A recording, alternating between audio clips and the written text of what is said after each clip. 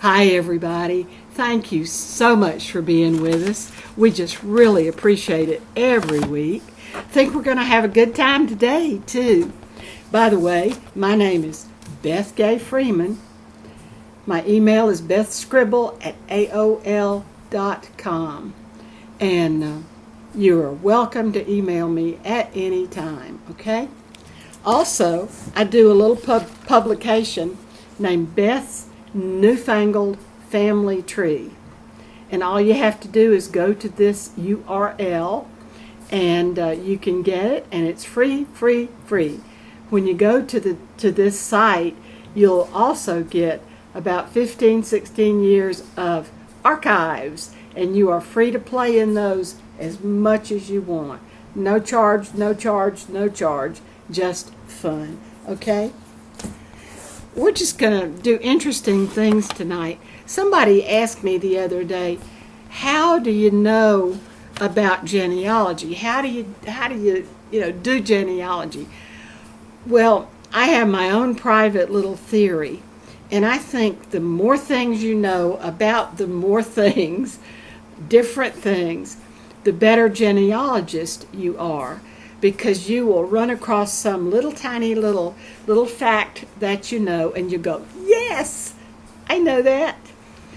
So it behooves you, if you're going to do genealogy, to learn lots of history, to learn lots of weird things, to know about a lot of things, just anything that interests you. The subject for today is American presidents who are Mayflower descendants. I ran across this in my archives that I was just telling you about, and I thought, wow, this is interesting. We'll do that this week. Our former president, George Walker Bush, is a descendant of 4 Pilgrims. His father, former President George Herbert Walker Bush, is descended from John Howland and his wife Elizabeth Tilley, and her father John Tilley, through the Howlands' daughter Hope, and Francis Cook through the Howlands' daughter Jane. George W.'s mother, Barbara Pierce Bush, is a descendant of Henry Sampson through his son Stephen.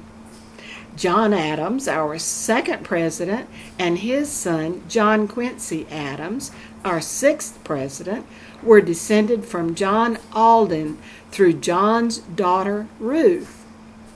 James Garfield, our 20th president, was a 9th generation descendant of John Billington through his son Francis.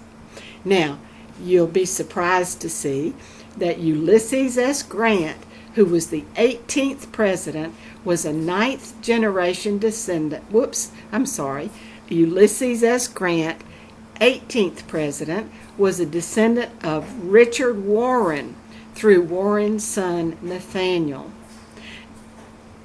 President Grant's son, Frederick Dent Grant, joined the District of Columbia's Mayflower Society in 1903, and his son, Ulysses S. Grant III, joined the same society in 1950.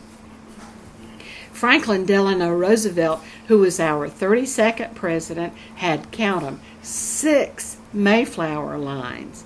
Through his father, James Roosevelt, he descended from John Howland and wife, Elizabeth, and her father, John Tilley. Through his mother, Sarah Delano, he descended from Isaac Allerton, Degory Priest, Francis Cook, and Richard Warren. And he had 4 Warren lines. William Howard Taft, 27th president, his line was Francis Cook, has been discredited. Oops. Zachary Taylor was our 12th president, and he descended from 2 Pilgrims, William Brewster through his daughter Fear, who was also Isaac Allerton's second wife. Now I have a secret to tell you. I don't think it's much of a secret, but if you want to know all about your family, but you're a little bit lazy and you really don't want to work on genealogy, here's all you have to do. Guess what? Run for president. Yes, yes, yes.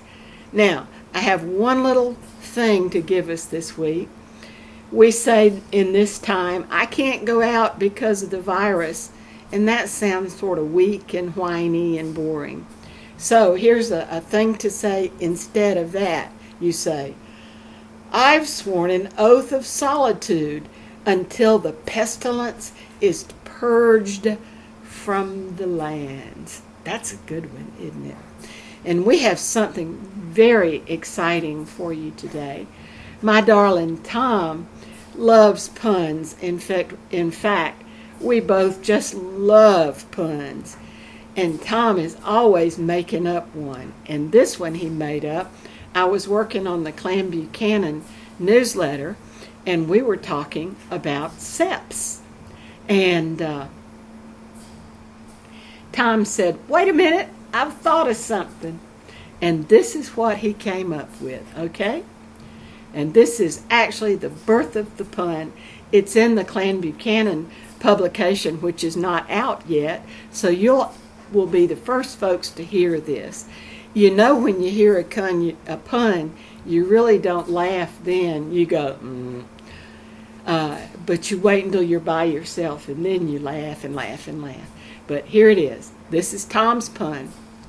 There were two old Scotsmen who visited the Buchanan pub each and every day. One of them, named Angus, loved to talk about the seps of his very own clan. The other man, Ian, disliked the very notion of his own clan having any seps at all. After a long session featuring much whiskey, the two Scots had a very angry discussion. The next day, Ian came into the pub and told Angus that he had solved the puzzle of seps for a clan. Why, Ian, what can that be? Ian said, I'll bring you my wonderful discovery tonight when we come to the pub for drinks. Okay? When that evening came, Ian came in with a box in his arm. Angus asked, what is that? What does it have to do with seps? Ian simply put the box down on the bar and opened the lid, and inside was a little bitty bottle. Angus made a sound sort of like, why, that's nothing, Ian, nothing. Ian said, look at the bottle closely and read to me what the label says. Angus picked up the bottle, looked at it closely, and read it, and he read, very strong antiseptic.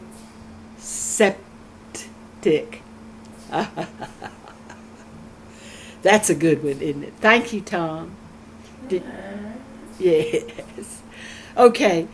Have I told you everything I need to tell you? I think so. Everybody take care. Everybody have a good time. Please be safe. Please be careful. Thank you for joining us this week. Hopefully, we'll get to come back again next week.